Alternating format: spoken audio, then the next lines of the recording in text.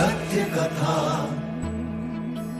पुरुषार्थ कथा, सुनो सुनो सिद्धार्थ कथा।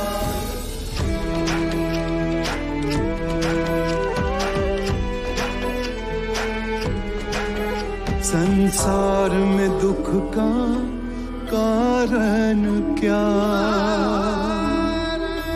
संताप शोक का निवारण क्या। संसार में दुख का कारण क्या, संताप शोक का निवारण क्या। इस खोज में सब कुछ त्याग दिया, हर वैभव से वैराग लिया। वो सृष्टि से संयुक्त हुए, सिद्धार्थ से गौतम बुद्ध हुए।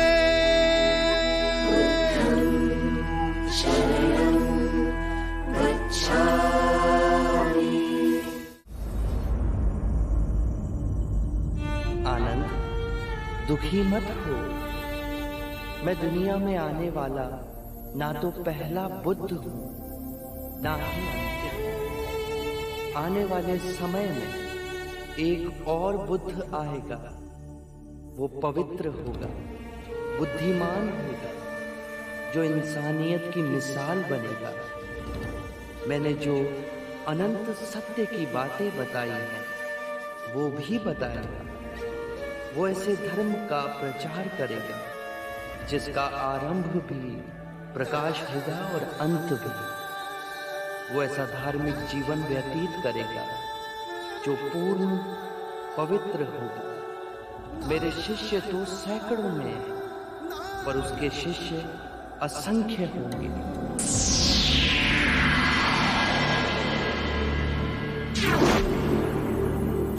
वो मैत्रेय के नाम से जाने जाएंगे।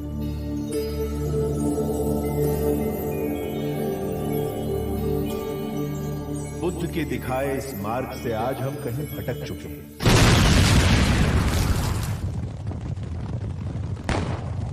दुनिया भर में हो रही जंग, हिंसा और मानवीय घटनाएं इस बात का प्रमाण है। देश और धर्म के नाम पर आज हम टुकड़ों में बंटे हैं। इंसान इंसान का दुश्मन बन गया।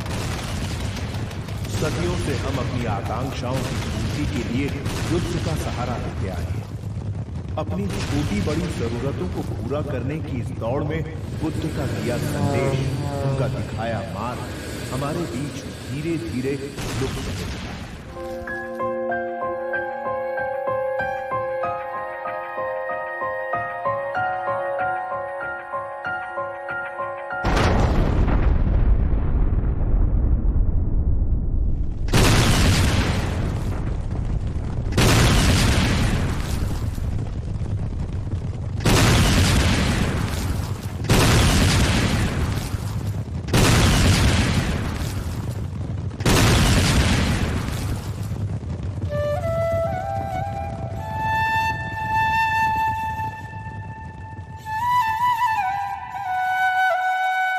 डॉक्टर श्री भूपेंद्र कुमार मोदी ने अपने जीवन का लंबा समय बुद्ध के दिए संदेशों का प्रचार करने में लगाया।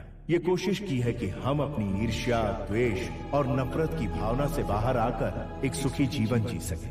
बुद्ध पे बनाई गई उनकी ये धारावाहिक उनकी इसी कोशिश का एक हिस्सा है। बुद्ध के दिए उपदेश आज 2500 साल बाद भी हम पर लागू होते हैं और इसीलिए बुद्ध की कहानी आप लोगों तक पहुंचाना डॉक्टर श्री भूपेंद्र कुमार मोदी के लिए एक जिम्मेदारी थी।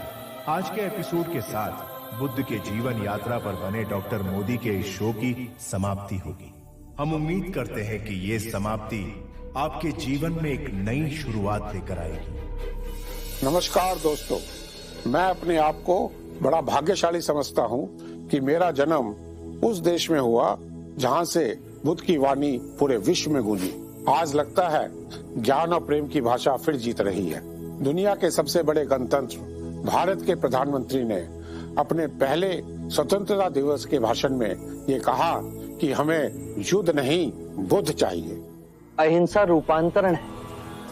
हिंसा से हिंसा को समाप्त नहीं किया जा सकता। हिंसा प्रेम से समाप्त की जा सकती है और यही प्रकृति का अटल नियम है। हर मनुष्य को मृत्यु से भय लगता है, और यही भाव आप सबके अंतर में देखेंगे तो हिंसा का परित्याग स्वयं ही आपके अंतर से हो जाएगा। बुद्ध ने एक नया रास्ता दिखाया, शांति का रास्ता दिखाया, प्रेम का रास्ता दिखाया। उन्होंने कहा कि आप प्रेम से लोगों के दिलों को जीत सकते हैं। उन्होंने उस समय के जो शासक थे, जो कि चाहते थे कि वो चक्रवर्ती सम्राट बने, पूरे विश्व को जीते, उनको बताया शासन का जो विस्तार है वो अपने प्रेम से करें, लोगों को दिल के जीत के करें।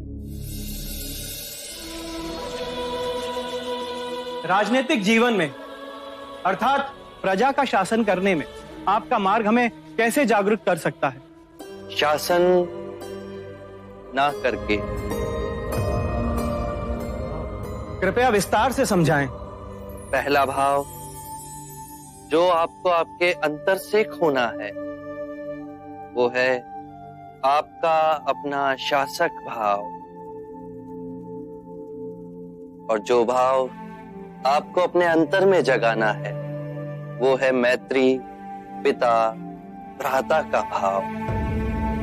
कर्म के चक्र से यदि आप राजा बने हैं तो केवल इसीलिए कि आप अपनी प्रजा की आंखों के अश्रु पहुंच सकें, उनके दुखों को दूर कर सकें।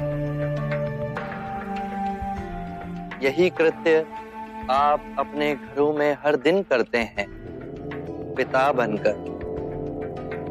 तो फिर आप सब ये भाव शासक बनकर क्यों नहीं करते? क्योंकि आप स्वयं को प्रजा से भिन्न समझते हैं, इसीलिए आप सब पूछते हैं कि जागृत शासक कैसे बने। ये प्रश्न आप तब नहीं पूछते जब आप पिता बने थे कि हम पिता कैसे बने, क्योंकि वहां अपनत्व का भाव है। तो इसी भाव को और विस्तृत करें। सभी अपने हैं, सभी के दुख अपने हैं। सबको न्याय और आनंद देने का जो ये मार्ग आप सबको प्राप्त हुआ है उसे व्यर्थ ना गवाएं। शारीरिक रोगों और मानसिक दुखों से तो जन जन पीड़ित है, पर उनको आप सामाजिक न्याय देकर उनके जीवन को सुखमय तो बना सकते हैं। मैं इस क्षण को कदापि नहीं भूल सकता। आपने मुझे जगाया है। शाक्य मुनि बुद्ध की। हर आतंकवादी भी मनुष्य है और हर मनुष्य दिन प्रतिदिन बदल रहा है। यदि वो चाहे तो वो अपने को बदल सकता है, एक शांति का मार्ग ले सकता है। उसको बदलने के लिए उसको स्वयं प्रयत्न करना पड़ेगा। जब जागो तभी सवेरा। हर मनुष्य अपने जीवन को एक नया रूप किसी भी समय दे सकता है। वो ही एक तरीका है जिससे कि हम हिंसक लोगों को अहिंसक बना सकते हैं। बुद्ध ने बताया है कि अंगुलीमाल जैसा हिंसक भी अपने को बदल सकता है यदि वो चाहे तो। मैं बहुत दूर निकल चुका हूँ। मैंने बहुत हत्याएं की है। अब मेरे लिए रुकना असंभव है। असंभव कुछ नहीं। जब आंखें खुले तभी सवेरा।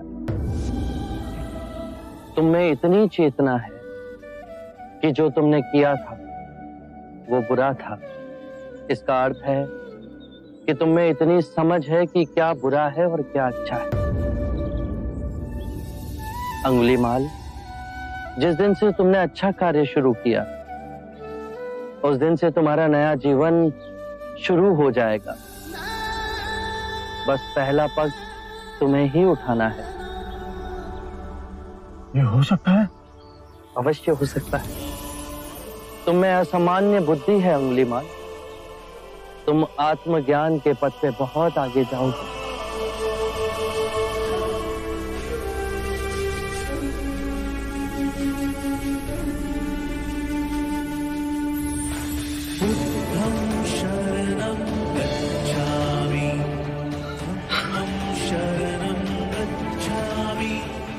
मैं आपको वचन देता हूं,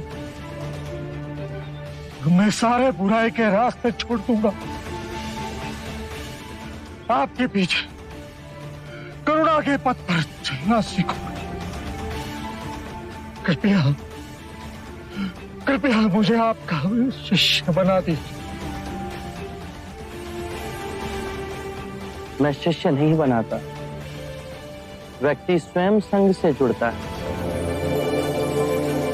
क्रोध में आदमी की सोच और समझ दोनों खत्म हो जाती हैं। क्रोध को यदि वो अपने जीवन से निकाले तो वो संयम से सही डिसीजन ले पाएगा और उस डिसीजन से उसका भी लाभ होगा और बाकी सब लोग का भी लाभ होगा।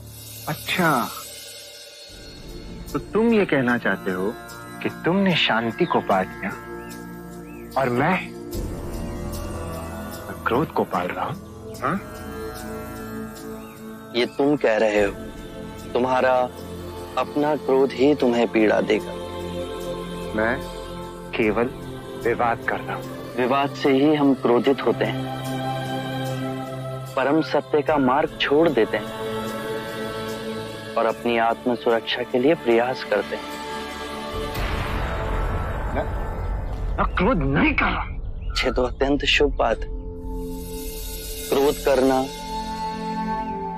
अपनी हथेली पर गर्म कोयले को रखने के समान है, जो हम किसी दूसरे पर फेंकना चाहते हैं, पर इस क्रिया में हम स्वयं को ही हानि पहुंचाते हैं। क्रोध मनुष्य की सबसे बड़ी कमजोरी है।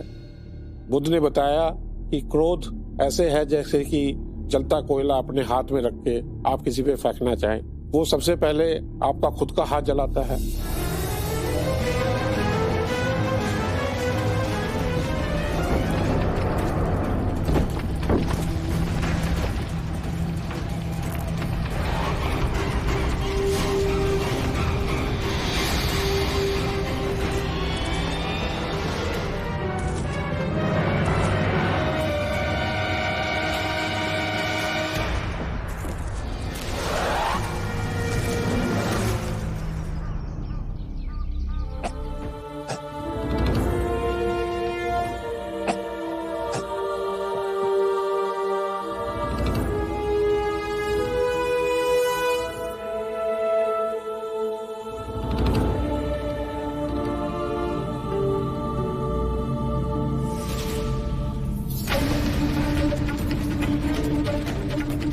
ये मेरा खेत है।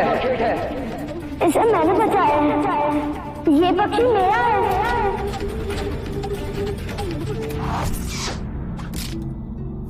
अब ज्येष्ठा को सर्वश्रेष्ठ घोषित कर दे। मैं पक्षियों को नहीं मार सकता।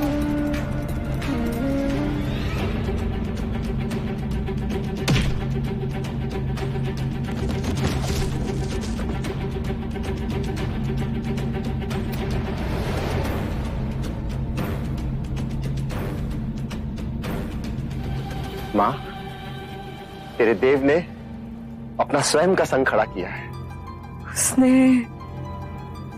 उसने सब कुछ त्याग दिया। इतनी यातना सही, इतनी तपस्या की, तब कहीं जाके सिद्धार्थ बुद्ध बना। युगों युगों में एक ही बुद्ध होता है। आपसे क्षमा मांगने योग्य भी नहीं हूं मैं। शांति से जाओ देवता। बहुत आपको बहुत क्षति पहुंचाई है मैंने। बहुत। मुझे तो कुछ भी स्मरण नहीं।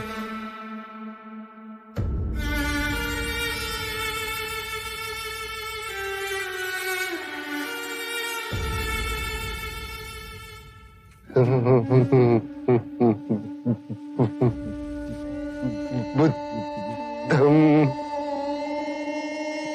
शरणं गच्छामि। बुद्ध ने कहा है कि अज्ञान ही दुख का कारण है। जन्म से मरण तक दुख ही दुख है। इंसान अपने सुख के कारण दूसरों से जुड़ना चाहता है, उनसे सुख की प्राप्ति की लालसा करता है। इस चक्कर में वो अपने से दूर हो जाता है।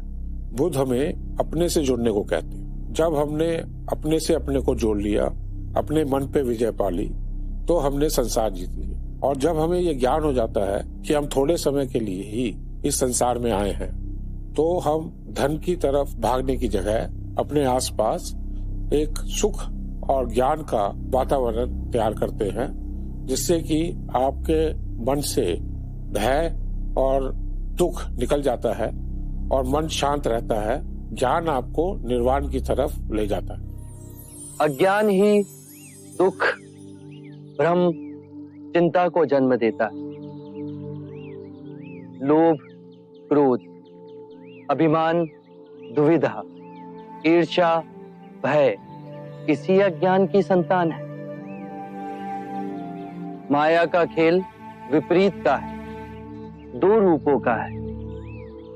मध्य में ही रहो, धूमकेतु तारे की तरह। ना शरीर को सुखाओ, ना उसकी वासना को चारा खिलाओ। मध्य में ही केंद्रित रहो। जब हम माया के द्वैत रूप को पहचान लेते हैं, तब सब दुख, चिंता समाप्त हो जाती है। तब हमारे अंदर प्रेम और स्वीकृति का भाव जागृत होता है, जो मूल में एक ही भाव है। इस ज्ञान के बाद हम किसी से घृणा नहीं करते, ऐसे व्यक्ति से भी नहीं जो हमसे क्रूरता करता है, वरन ऐसे व्यक्ति को हम सांसारिक भावनात्मक रूप से रूपांतरित करने का प्रयास करते हैं। जब ज्ञान के चक्षु खुलते हैं, तो करुणा ही हमारा स्वरूप है। दुनिया में वही इंसान सुखी है जिसका मन शांत है। मन की शांति आपको कभी किसी भ्रम में नहीं डालती। जिसकी भी आंखों में मैंने अपने लिए प्रेम और आदर देखना चाहा, उसने एक एक कर मुझे ठुकरा दी, और बुद्ध को चुना। बुद्ध अनमोल है। वो समस्त मानव जाति को संवारने आए हैं। वो हम सबके दुख दूर करेंगे। अपनी आंखों से अहंकार का पर्दा हटाओ जात शत्रु। बुद्ध कहते हैं, अल्प ज्ञान ही विवेकहीनता है। बुद्ध कहते हैं कि भय से मुक्त हो जाओ। भयभीत होके ये मत सोचो कि कल क्या होगा, मेरा क्या होगा। किसी पे निर्भर मत रहो, और जब भय को अस्वीकार करोगे तो संपूर्ण मुक्ति मिलेगी। मेरे अंदर के सब घाव एक साथ रिसने लगे हैं। इतनी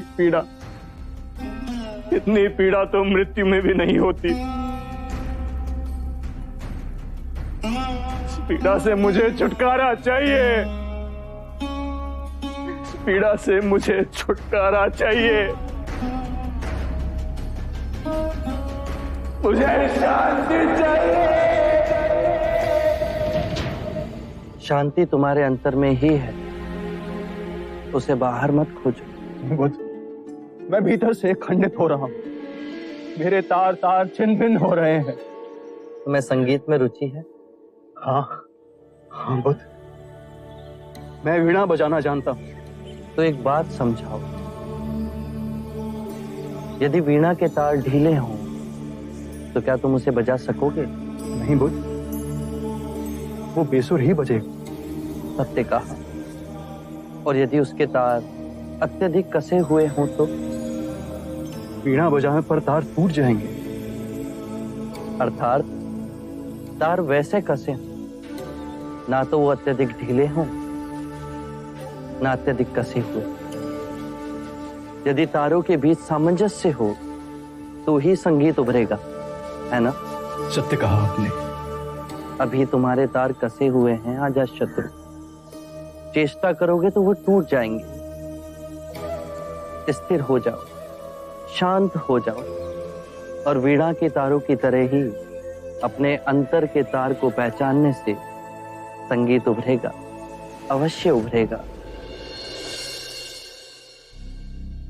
दोस्तों, आज भी हमारे समाज में कई तरह के भेदभाव हैं, चाहे वो रंग भेद, जाति भेद, आर्थिक भेद। गौतम बुद्ध ने इस भेदभाव का विरोध किया है। उन्होंने कहा है कि जब कुदरत हमसे कोई भेदभाव नहीं करती तो हम इंसान क्यों आपस में बंटवारा करते।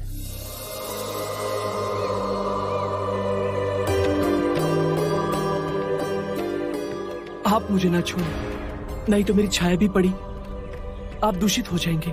क्यों दूषित हो जाऊंगा मैं? तुम भी हम सभी की तरह मनुष्य ही हो, और एक मनुष्य का स्पर्श दूसरे मनुष्य को कैसे दूषित कर सकता है? केवल लालच, घृणा, मोह, तृष्णा, हम ही मनुष्य को दूषित करते हैं। कैसे महात्मा हो तुम? तुम्हें तो जाति वर्ण का ज्ञान भी नहीं है। चोला पहने कोई सन्यासी नहीं होता। अरे पाखंडी हो तुम, पाखंडी। जो मानव से उसकी मानवता को छीनता है, पाखंडी वो होता है। यदि मुझे पाखंडी कहे आप सभी को संतोष मिलता है तो ये उचित है, परंतु इस मनुष्य में भी हमारी तरह प्राण बसे। इसे नीचा कहे, इसका तिरस्कार करना सबसे बड़ा पाखंड है। यदि जानते नहीं हो तो मैं बता दूं, ये धर्मशास्त्र है। पाखंड कैसे हुआ? जिस मिट्टी से सारी मानवता का सृजन हुआ, उसी से इसका भी हुआ। मानव और मानव में भेद कर आप सृजनकर्ता पर कीचड़ उछाल रहे हैं। यदि हम आकाश में कीचड़ उछालेंगे तो आकाश तो ऊंचा ही रहेगा, परंतु कीचड़ वापस हमारे ऊपर ही गिरेगा। आकाश ने तो भेद नहीं किया, वो हम सभी को एक पिता समान ढके हुए है। ये धरती धान उपजती है, इसने हमारे साथ भेदभाव नहीं किया। ये हवा हम सभी के लिए समान बहती है। पानी हर प्यासे की तृष्णा को बुझाता है। जब प्रकृति भेदभाव नहीं करती तो हम मनुष्य में भेदभाव क्यों करते हैं? यदि ऐसा है तो इससे संघ में भिक्षु क्यों नहीं बनाते? बहुत अच्छा सुझाव दिया आपने। सुनीत, क्या तुम भिक्षु बनना चाहोगे? मैं बुद्ध स्वागत करता हूं सुनीत का हमारे भिक्षु संघ में।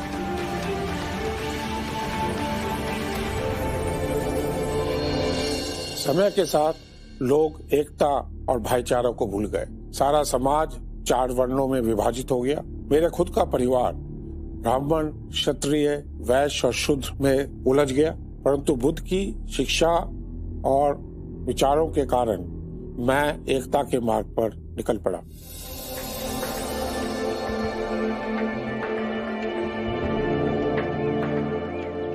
हर मनुष्य के अश्रुओं में नमक होता है,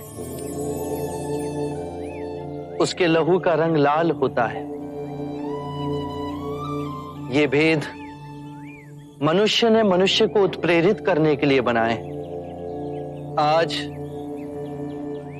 मैं इन भेदों को काटता हूं। आज सुनीत को दीक्षा देना क्रांतिकारी होगा। हम पर बहुत से संकट आएंगे, हमें और तिरस्कृत किया जाएगा, पर सत्य आने वाली आंधी के सामने अडिग रहेगा।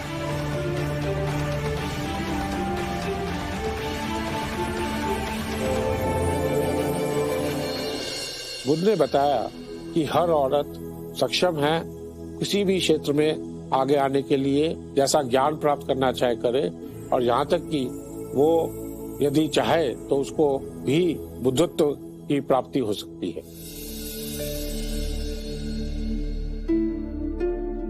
प्रणाम महादेवी। आप यहाँ इस दशा में? पुत्र आनंद, भिक्षुक बनने का अधिकार केवल पुरुष का तो नहीं, और मुझे इतना तो ज्ञात है कि मुक्ति के मार्ग पर बुद्ध किसी के साथ भेदभाव नहीं करेंगे। शांति पाने का अधिकार सबको है। बुद्ध ने स्वयं कहा है, धनी, निर्धन, छूत, अछूत सब संघ में आ सकते हैं। आशा है स्त्रियों के साथ भेद ना होगा। आप सभी भोजन और स्नान करके आइए। आज ही आपको दीक्षा दी जाएगी। जब हमारा कोई प्रियजन, माता पिता, भाई बहन या कोई मित्र की मृत्यु होती है तो हम दुख का अनुभव करते हैं। उस समय क्या हम अपने मन को शांत कर सकते हैं? देखिए बुद्ध ने इसके बारे में क्या कहा।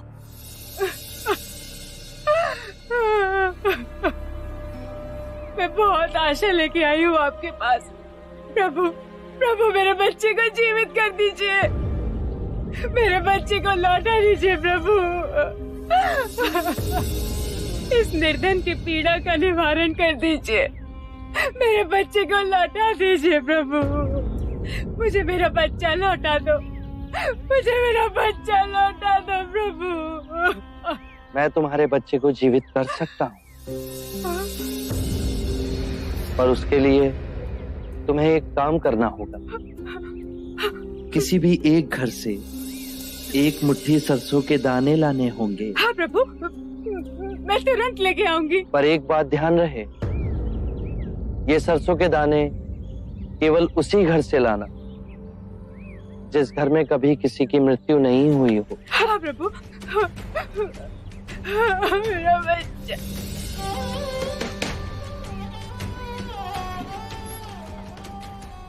एक मुट्ठी सरसों का दाना मिलेगा? हाँ अवश्य मिलेगा, मांगा भी तो इतना सा।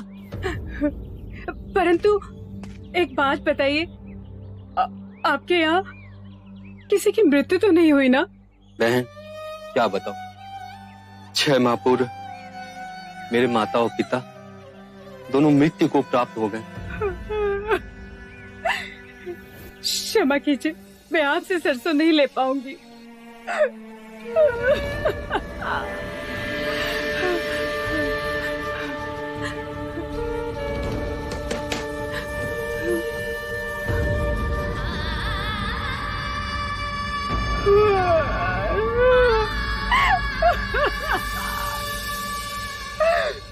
मेरी पत्नी का देहांत हो गया। मेरा युवा पुत्र मर गया। मेरा पुत्र, मेरी बहू दोनों मर गए। मेरी बीवी, मेरा बच्चा सब बाढ़ में बह गए।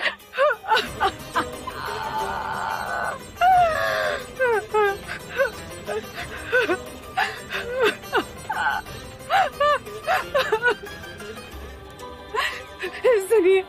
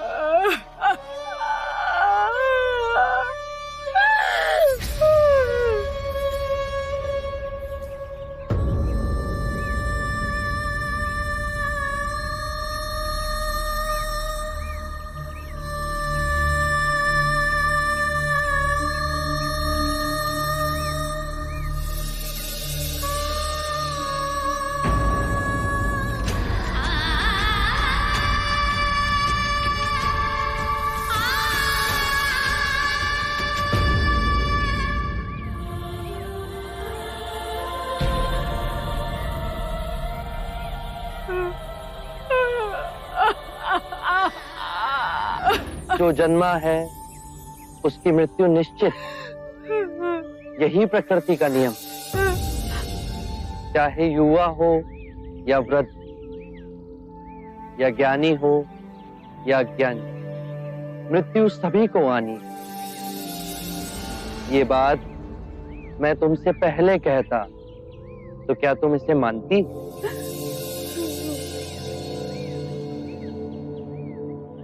चंद्रमा हर रात्रि आकाश में यही परम सत्य दर्शाता है। पहले वो खिलता है, फिर उगता है और पूर्णिमा को पूर्ण गोलाकार आकार लेता है, और अमावस्या को वो लुप्त हो जाता है। परंतु वो लुप्त नहीं हुआ, वो केवल अप्रगट हुआ। तुम्हारा पुत्र अभी जीवित है, परंतु तुम्हारे अंतर में। हाँ, उसकी अटखेलियां, उसका बालपन।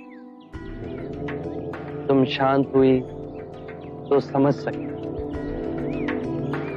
परम सत्य ये है कि जब तक सृष्टि रहेगी, दुख मनुष्य के साथ छाया की तरह चलेगा।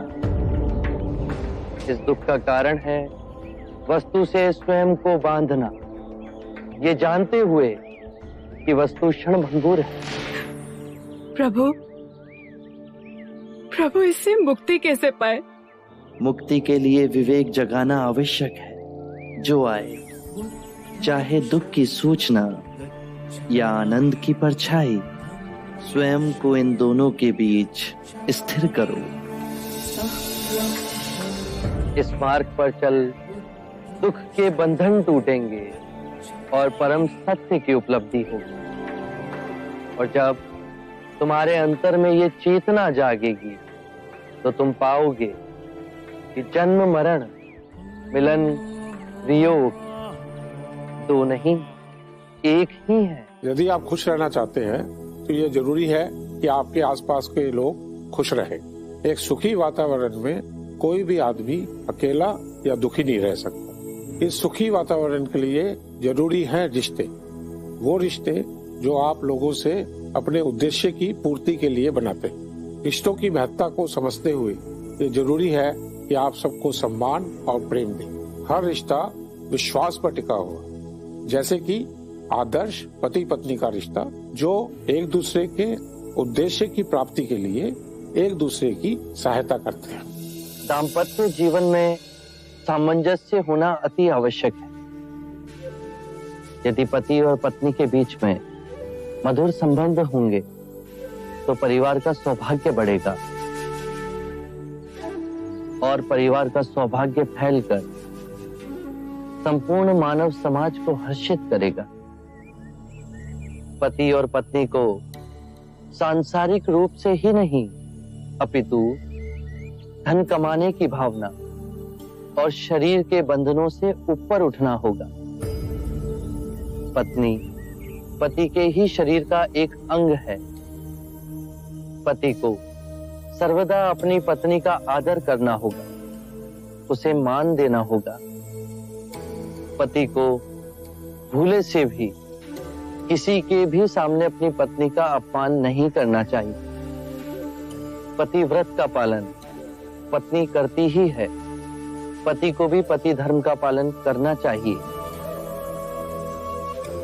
पत्नी का धर्म है पति से सर्वदा प्रेम करना, पति के परिवार को स्वयं का परिवार बनाना, उसके परिवारजनों के लिए सर्वदा अपने हृदय में प्रेम और सेवा का भाव रखना, अतिथियों का आदर करना। यदि परस्पर विश्वास से जिए तो परम ज्ञान की ओर एक साथ जाओगे। कृपा प्रभु, जीवन आपके दिखाए पथ पर चले, उसके कुछ मूल नियम बताने का सौभाग्य दें। अच्छे मनुष्य की संगत करो।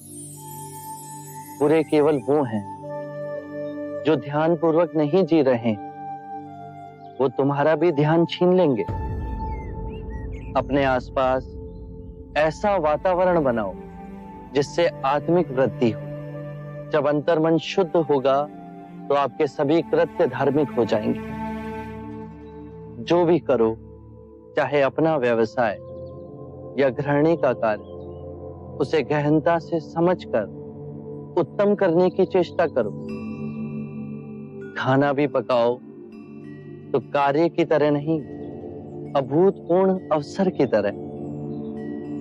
अपने और अपने पति के माता पिता, अपने बच्चों और आपके जीवन से जो भी जुड़े हैं उनकी देखभाल करो। केवल अपने लिए स्वार्थी हो जीवन ना जियो। अपना धन, वैभव, सुख, संपदा सब में बांटो। जुआ और नशे से दूर रहो। स्मरण रहे, हर सवेरे जब आंख खुलती है तो हमारा नया जन्म होता है, और इस दिन क्या करना है वो अत्यंत महत्वपूर्ण है। मनुष्य कृतज्ञ भाव से जीना भूल गया है। सांसारिक को यह स्मरण रहे कि उसे क्या क्या संपदा मिली है। वृक्ष मिले, पुष्प मिले, वायु मिली, जल मिला है, आकाश मिला है। ये संपदा हमने तो नहीं कमाई। इन सभी के लिए अपने अंतर में धन्यवाद का भाव हो। कृतज्ञ भाव से हर दिवस को जीते हुए सोचो। यदि बहुत कुछ नहीं सीखा तो कुछ तो सीखा।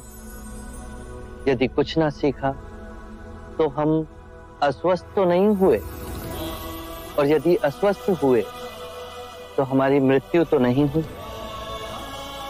यदि कृतज्ञ भाव से भरकर जिएंगे तो इस सुंदर जीवन के प्रति पुष्प के समान खिल जाओगे। मृत्यु क्या है? क्यों हमें मृत्यु से भय लगता है? जन्म, बचपन, जवानी, बुढ़ापा और फिर मृत्यु, ये तो जीवन का क्रम है। तो क्या हम मृत्यु के समय सुख का अनुभव कर सकते हैं? बुद्ध के पिता की मृत्यु के समय उन्होंने क्या अनुभव किया और क्या समाज को संदेश दिया? आइए देखें। तुम्हें देखने की इच्छा में मैंने सांसें संभाल के रखी थी। पिताश्री,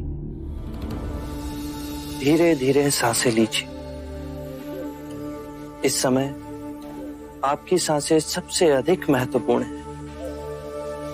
मैं, राहुल, नंद, आनंद, महानाम, हम सब आपके साथ सांसें लेंगे।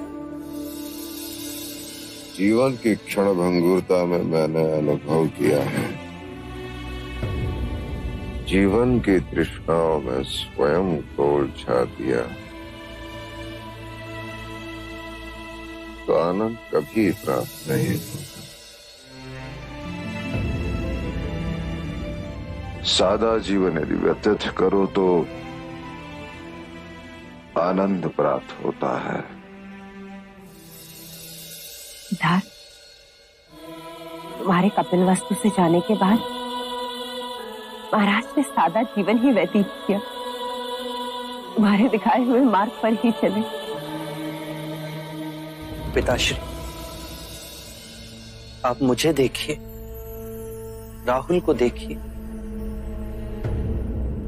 नंद को देखिए, बाहर लहलहाते पेड़ों को देखिए, उन पे हरे पत्तों को देखिए। आप ध्यान से देखेंगे तो पाएंगे कि जीवन कभी समाप्त नहीं होता, वो निरंतर चलता रहता है। वैसे ही आप मुझ में जीवित रहेंगे, राहुल में जीवित रहेंगे, नंद में जीवित रहेंगे। यहाँ जितने भी आपके प्रियजन हैं, उन सभी में आपकी जीवन ऊर्जा विद्यमान। देखिए, राहुल आपके शरीर का ही अंश है।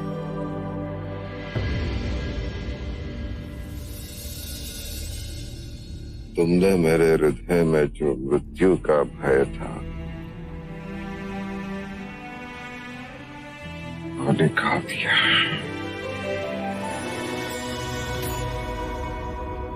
महाराज, महाराज, देव!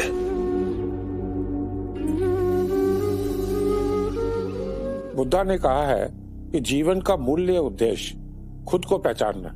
ये जीवन जो कई विषमताओं, कई पीड़ाओं और रहस्यों से जुड़ा हुआ है, हमें इन सब से हटकर अपने उद्देश्य को तय करना है।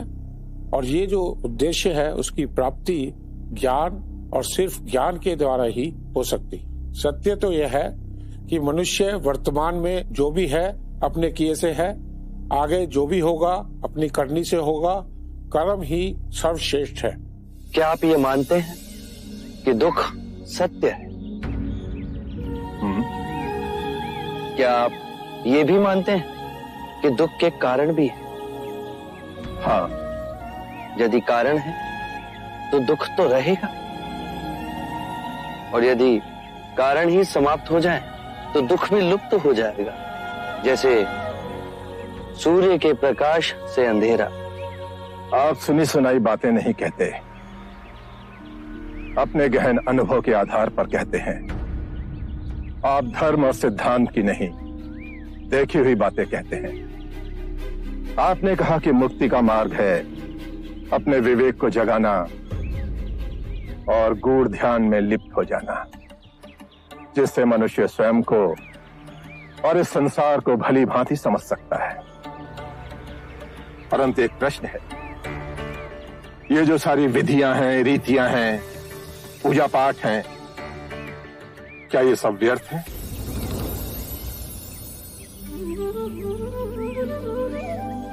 यदि कोई व्यक्ति इस नदी के दूसरे किनारे पर जाना चाहे तो वो क्या करे? यदि जल गहरा नहीं है तो वो चलकर जा सकता है, और यदि जल गहरा है तो वो नाव की सहायता से जा सकता है या स्वयं तैरकर जा सकता है। यदि वो चलना ना चाहे और ना ही तैरने को तैयार हो और ना ही नाव ले जाने को तैयार हो, और वो कहे कि मैं प्रार्थना करता हूं इस नदी का दूसरा किनारा स्वयं चलकर मेरे पास आ जाए, तब तो ऐसे व्यक्ति को मूर्ख कहेंगे, महामूर्ख।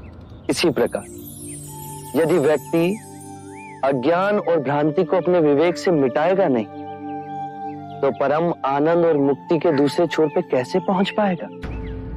चाहे वो पूजा करे या अनुष्ठान या व्रत करे या किसी नीति पर चले, वो इस किनारे ही रहेगा। दोस्तों, आज का मनुष्य सुख और शांति बाहर ढूंढ रहा है। जब तक अपने विवेक से अपने अंतर का ज्ञान वो नहीं मिटाता, वो सुख और शांति प्राप्त नहीं कर पाएगा। इसलिए यह जरूरी है कि आप अपना मार्ग खुद ढूंढें। अपो दीपो भव, अपना दिया स्वयं बनना, अपने बुद्ध को पहचानना, जागो और धर्म के मार्ग पे चलो, अपने अंतर के संग को साधो, अपनी शरण में जानो, किसी को ना खोजना, जो है सब अस्थिर है, उसके बीच स्थिर रहना, परिश्रम से निरंतर संघर्ष करना, कभी हार ना मानना।